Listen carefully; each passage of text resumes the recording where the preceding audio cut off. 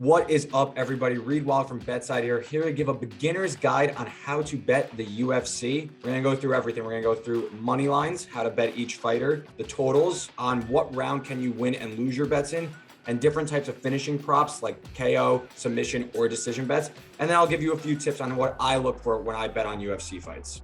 Let's say you just want to pick the winner of a fight. You would bet on the money line. Let's use a popular example from UFC 264 when Dustin Poirier faced Conor McGregor.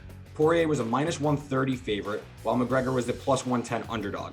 If you wanted to win $100 on Poirier, you would risk $130 in order to get that $100 back. But if you wanted to bet $100 on McGregor, you could win $110 because he was the betting underdog.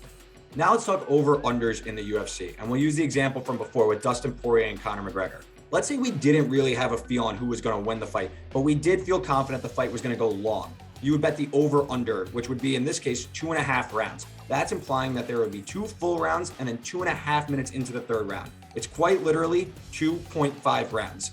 So again, if you didn't really have a feel and you wanted to go over because you thought the fight was going to go long, you go over 2.5. But if you thought there was going to be a quick knockout or something, then you go under 2.5. Most UFC fights are 3 rounds, but main events and championship fights in the UFC are 5 rounds.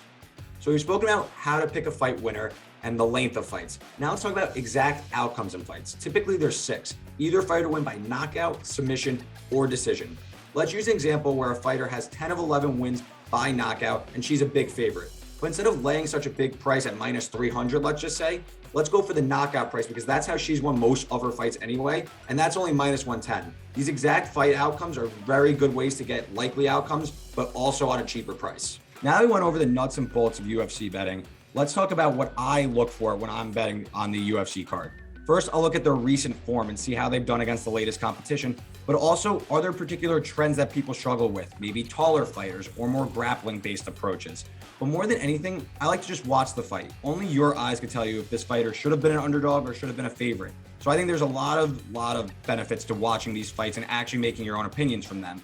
But if you have any more questions, make sure you check out our Wednesday night show, Jab Cross Hook, a fan-side MMA show, for more of the latest UFC content. Like and subscribe to this below and leave any questions and comments. And also check out our UFC content over on BetSided. Best of luck, everybody.